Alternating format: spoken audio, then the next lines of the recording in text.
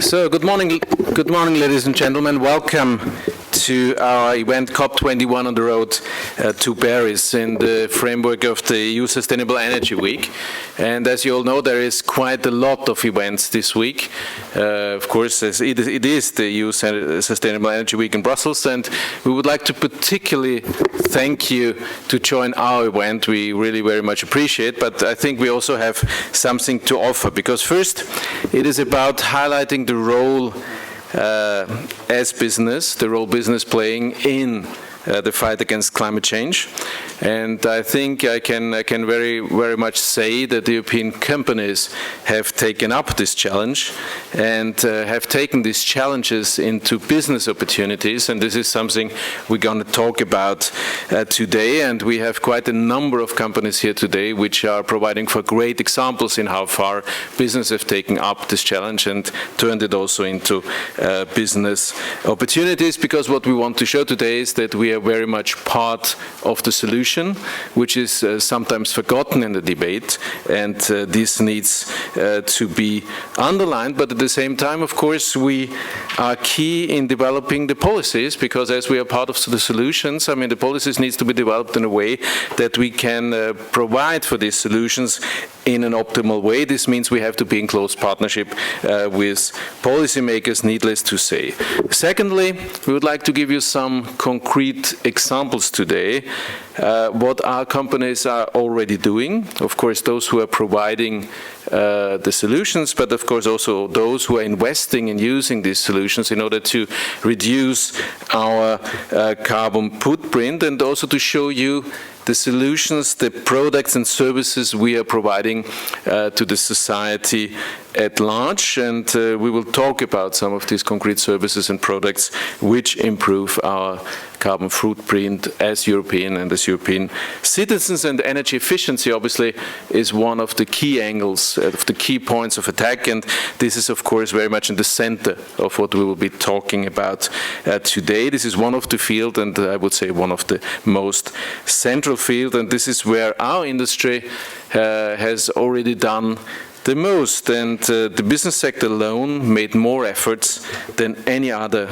sector in Europe, and with the improvement of 19% between 2001 to 2011 in energy intensity, we have turned Europe to the most energy efficient continent in the world, and I think this also needs to be underlined.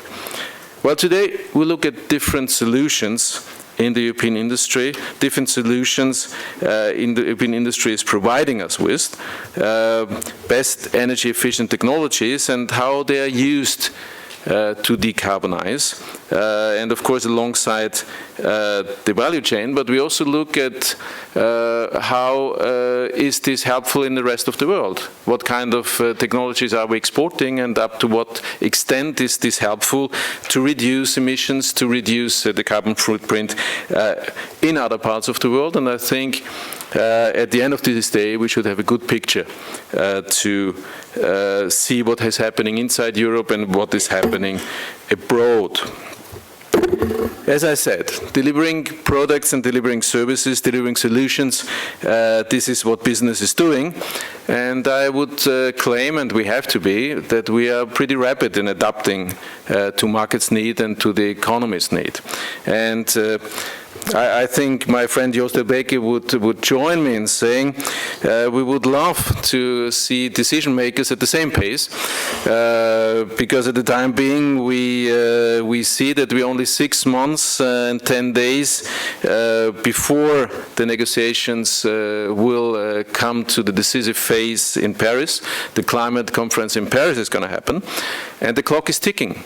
And at the time being, we could not say that the pace of the negotiation is living up to the challenge of the speed the clock is ticking, and we are concerned that at the time being there seems not to be enough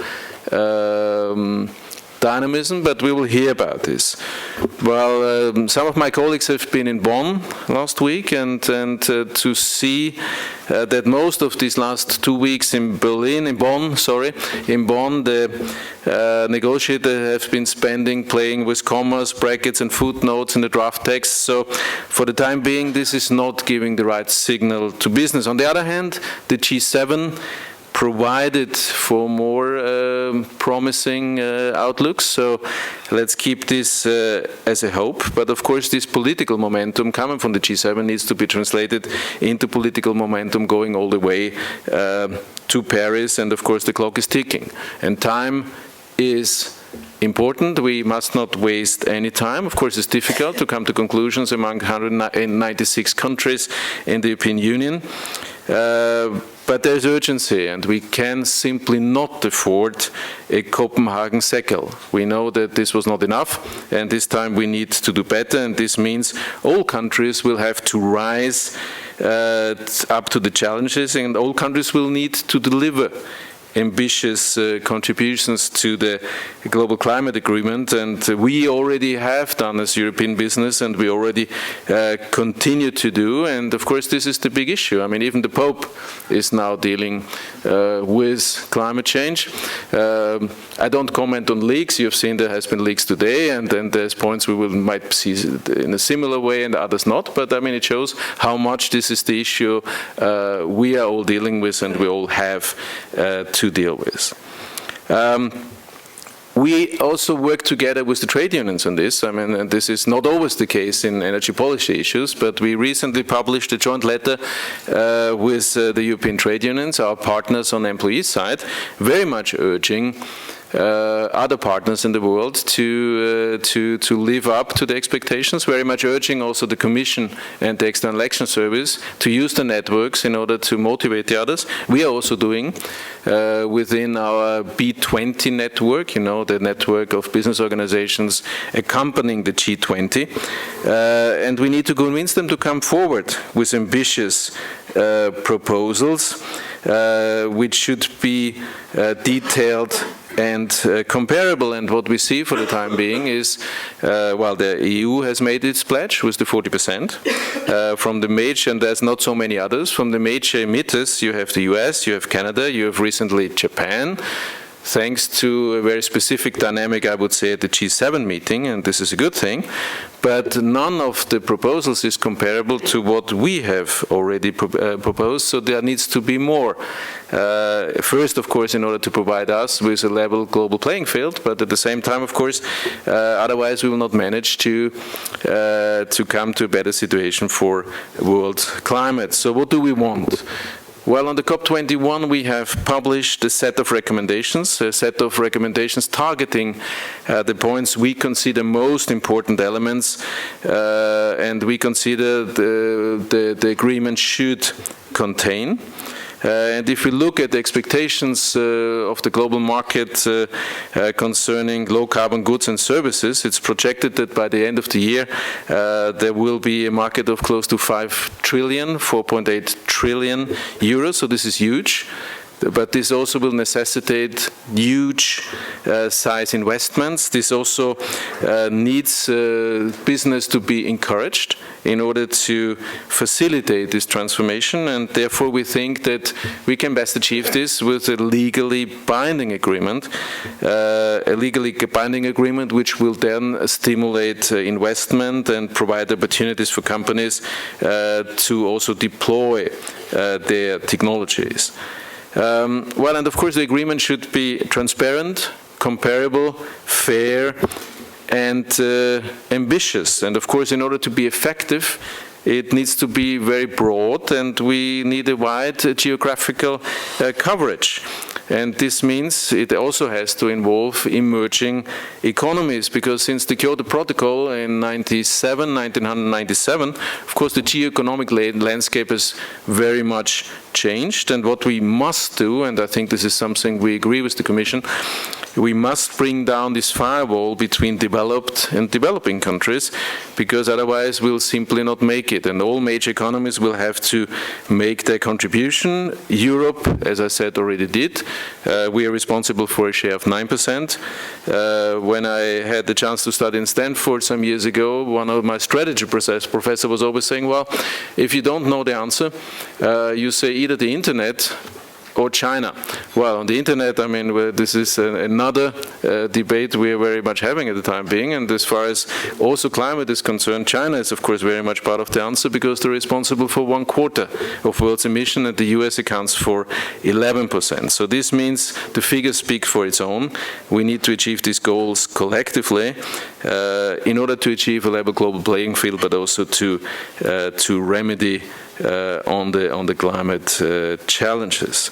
But we also need to include rules on transparency and accountability, because it's very much essential that first all parties refer to the same reference.